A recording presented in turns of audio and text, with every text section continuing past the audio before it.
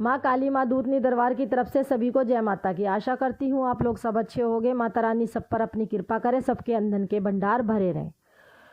तो जो आज का विषय है वो बहुत ही खास जाने वाला है। जो व्यक्ति अभी नए नए सेवा भक्ति में उतरे हैं, जिन्होंने अभी गुरु का सर पे हाथ रखवाया है और जो अपनी सेवा साधना से बीच में घबरा जाते हैं और गद्दी को वापस दे देते हैं, गुरु का हाथ अपने सर पे से उतरवा लेते हैं, और जो परीक्षाओं से घबरा के बीच में ही रुक जाते हैं, और भक्ति मार्ग में कितने चरण पार करने पड़ते हैं, और गुरु की परीक्षा कैसे चलती है और शक्तियों की परीक्षा कैसे चलती है, तो आज इसी विषय में मैं आपसे चर्चा करने जा रही हूँ। जब किसी गुरु का हाथ हम अपने सर पे रखवा लेते हैं तो गुरु क्या करते हैं, जो गुरु की परीक्षा होती है, गुरु हमारी कैसी परीक्षा लेते हैं। जो भी मंत्र जाप हम पहले कर रहे थे, जो भी हम भोग प्रसाद अपने इष्ट को दे रहे थे, अपने भगवान को दे रहे थे, वो भोग प्रसाद बंद करवा देते हैं। सिर्फ खाली एक मंत्र देते हैं, उसी मंत्र को हमें जपना पड़ता है। चाहे वो 1 साल करें, चाहे 2 साल करें, चाहे 1.25 साल करें, तो उसी मंत्र को हमें जपना पड़ता है और वो भोग प्रसाद बंद करना पड़ता है। अब गुरु क्या करते हैं, कुछ समय के लिए हमारी शक्तियों को बिल्कुल बांध देते हैं, रोक देते हैं। सिर्फ खाली अपनी एक शक्ति देते हैं हमारे साथ, जिस शक्ति की हमें पूजा करनी पड़ती है। तो ये भी एक गुरु की परीक्षा होती है। जो हमारे से गुरु हमें देख रहे हैं, हमारे गुरु हमें हमारा टेस्ट ले रहे हैं, हमारा परीक्षा ले रहे हैं कि ये हमारी सेवा के लायक है भी कि नहीं है, ये बच्चा भक्ति मार्ग पे चलने के लिए तैयार है कि नहीं है। ये परीक्षा लेते हैं गुरु हमारी।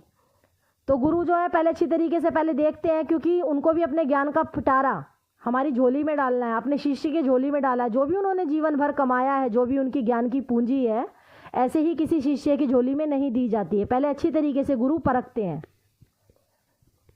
ठीक है, अगर गुरु ने आपको कोई मंत्र दिया है तो आपको वही मंत्र करना चाहिए, पूरे दिल जान से करना चाहिए, पूरी तरीके से विश्वास श्रद्धा भावना के साथ उसी मंत्र को पकड़ के चलो, उसी मंत्र का जाप आप करो, जितना भी आपको गुरु ने बताया है।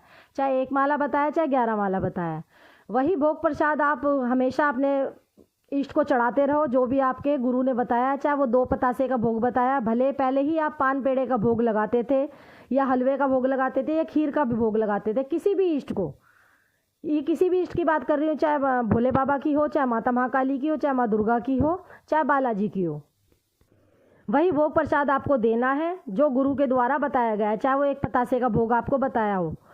अच्छा, जो गुरु परीक्षा लेते हैं ये कैसे लेते हैं, ये भी मैं आपको वीडियो में बताने वाली हूँ। कि जो गुरु परीक्षा लेते हैं वो कुछ समय के लिए हमारी शक्तियों को बांध देते हैं। अब हमारे ऊपर आते हैं भयंकर से भयंकर कठिनाई चालू हो जाती है हमारे जीवन में, सब कुछ उल्ट पुल्ट हो जाता है, क्योंकि हम अपना विश्वास हटा चुके हैं उस प्रभु से। हम सिर्फ खाली अपने गुरु पे ही विश्वास करके चल रहे हैं, और करना भी चाहिए, गुरु पे विश्वास करना भी चाहिए। लेकिन अपनी जिस भी शक्ति को हम पूज रहे हैं, जिस भी शक्ति को हमने पहले मन से माना है, चाहे हमने 1 साल से, 2 साल से, 3 साल से, हमने जब से भी उसकी जोत जलाई है, हमने अपने मन से तो करी है वो सेवा साधना, तो हमें उस प्रभु से भी अपना विश्वास नहीं हटाना है। गुरु का भी मान सम्मान रखना है, उस शक्ति का भी मान सम्मान रखना है, हमें अपने इष्ट का भी मान सम्मान रखना होता है। दोनों को एक लेवल से लेके चलना पड़ता है। हमें अपनी शक्ति से विश्वास बिल्कुल नहीं हटाना होता, ना ही हमें अपने गुरु से विश्वास हटाना होता है। गुरु का भी मान सम्मान बराबर करो और शक्ति का भी मान सम्मान बराबर करो, क्योंकि गुरु भी ये देखते हैं, जिस शिष्य को, जिस बच्चे को अपनी शक्ति पे विश्वास नहीं है, जो इतने साल से भक्ति कर रहा है और उसको सिर्फ खाली मेरे ऊपर ही विश्वास हो गया है, उसने उस प्रभु का साथ छोड़ दिया, उसका नाम लेना छोड़ दिया, तो मेरी शक्ति को क्या चलाएगा और मेरे ज्ञान को क्या आगे चलाएगा। जब वो अपनी शक्ति का नहीं हो सका तो मेरा कहाँ से हो जाएगा। तो गुरु की परीक्षा ऐसी होती है। तो इसको आपको दोनों को एक बराबर लेके चलना है। गुरु का मान सम्मान थोड़ा ऊंचा रखना है, क्योंकि गुरु ही ज्ञान का पिटारा होता है, गुरु ही हमें भक्ति मार्ग पे आगे बढ़ाने वाले होते हैं। हमें जो होते हैं, हमारी आत्मा को परमात्मा से मिलाने वाले गुरु होते हैं। लेकिन अपनी शक्तियों का भी आपको आधार नहीं घटाना होता है, आपको अपनी शक्ति को भी बराबर ही लेके चलना पड़ता है। तो ये होती है गुरु की परीक्षा। कुछ समय के बाद धीरे धीरे सब ठीक हो जाता है। गुरु से विश्वास नहीं हटाना, ना ही शक्तियों से विश्वास हटाना। अब बात आती है कुछ समय के बाद, 2 साल के बाद, 3 साल के बाद, जब गुरु का ये सब कुछ खत्म हो जाता है, जब उनकी परीक्षा खत्म हो जाती है, तो उसके बाद शक्ति की परीक्षा कैसे चलती है।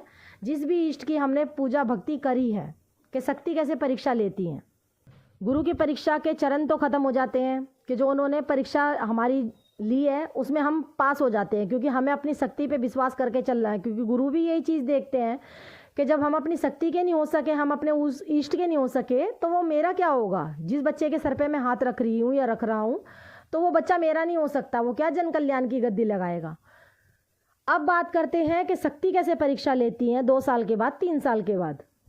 गुरु ने आपकी झोली में सारा ज्ञान परोस दिया, सारा ज्ञान आपकी झोली में दे दिया। अब बात आती है शक्तियों के ऊपर। कुछ समय के बाद हमारी शक्तियाँ जो परीक्षा लेती हैं, घर में क्या करेंगी, बीमारियाँ डाल देंगी, लड़ाई झगड़े चालू कर देंगी, पैसों की तंगियाँ। सबसे पहले अपने रिश्तेदारों से कटना स्टार्ट हो जाएगा वो व्यक्ति, और सारे रिश्तेदार अपने कटने स्टार्ट हो जाते हैं, सबसे लड़ाई झगड़ा स्टार्ट हो जाता है।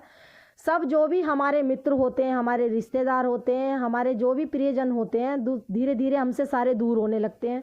हमारे घर के अंदर बीमारियां आने लगती है, पैसों की तंगियां होने लगती है। हमारे को ये लगता है कि बस कभी कभी तो इस चरण पे आ जाते हैं कि हम बिल्कुल ही अपनी आत्महत्या कर लें, हम भक्ति मार्ग से हट जाएं। ये हमारे साथ हो क्या रहा है? 2 साल 1.5 साल तो हमने पहले कठिनाई झेली, और उसके बाद फिर हमारे साथ ये क्या हो रहा है, हमें सफलता क्यों नहीं मिल रही है भक्ति में? तो ये इस चीज़ से भी बिल्कुल मन नहीं डगमगाना होता है। हमें विश्वास करके चलना पड़ता है उस प्रभु पे, उस इष्ट पे, क्योंकि जो हमें मिलने वाला है आगे, जो महामाई देने वाली है, वो बहुत ही खास होने वाला होता है, जिससे हम अपने चरण पूरे पार करने वाले होते हैं। ये अंत समय पे होता है जब शक्तियाँ परीक्षा लेती हैं।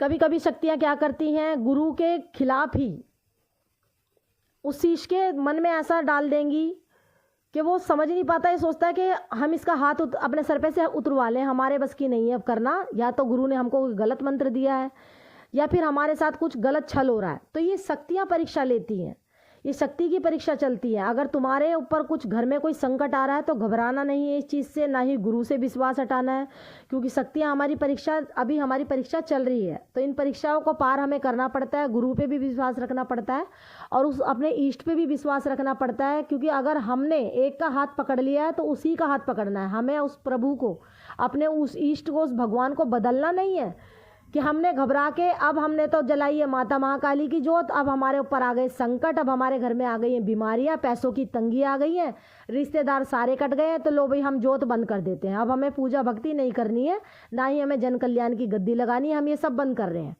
तो ये इसमें क्या होता है, हमारा विश्वास डगमगा गया, हमारा विश्वास उस प्रभु से हट गया है जिसकी भी हम जोत जला के बैठे हैं। तो इसमें बिल्कुल ऐसे नहीं करना है। नैया पार लगती है, बिल्कुल लगती है। आपको उस देवता पे विश्वास रखना है जिस पे भी आपने विश्वास करके आप चले हो। धीरे धीरे ये सब चरण पार आप कर लेते हो, ऐसे ही आपकी भक्ति की परीक्षा खत्म हो जाती है, समाप्ति हो जाती है। जब आपकी जो शक्ति परीक्षा चल रही थी वो परीक्षा आपकी खत्म हो जाती है, समाप्त हो जाती है। बस अपने इस इष्ट पे ही आपको विश्वास रखना है, आपने गुरु पे विश्वास रखना है। जो भी आपके गुरु हैं, जो भी आपके इष्ट हैं, उनसे विश्वास नहीं डगमगाना है कि देना है जितना भी दे, कितना भी कष्ट दे दे, बिल्कुल घबराना नहीं है। देना है परमात्मा, तुझे ही देना है, हे मेरे प्रभु तुझे ही देना है, जैसे भी देना है, चाहे दुख दे चाहे सुख दे, हम हर चीज़ में तेरे साथ हैं, हम तेरा हाथ कभी नहीं छोड़ेंगे, तेरा साथ कभी नहीं छोड़ेंगे, तू ही नैया पार लगाएगा। तो धीरे धीरे ये सब चीज़ें, मुसीबतें धीरे धीरे हमारी लाइफ से, हमारी ज़िंदगी से दूर होने लगती है, और एक उम्मीद की उजली किरण दिखने लगती है, जिसमें हम अपने भक्ति मार्ग में धीरे धीरे आगे बढ़ जाते हैं। तो यही सब चीज़ें होती हैं जिनसे हमें निकलना होता है, जिन परीक्षाओं को हमें पार करना पड़ता है। हमें अपने विश्वास नहीं हटाना, अपने प्रभु के लिए भी विश्वास नहीं हटाना, ना ही अपने गुरु के लिए विश्वास हटाना। तो यही एक छोटी सी जानकारी मैंने वीडियो के माध्यम से आप तक पहुँचाई है। अगर हमारी वीडियो में थोड़ा सा भी कुछ आपको अच्छा लगता हो तो चैनल को लाइक करना, ज़्यादा से ज़्यादा सब्सक्राइब करना और शेयर करना। तो सभी को जय माता की।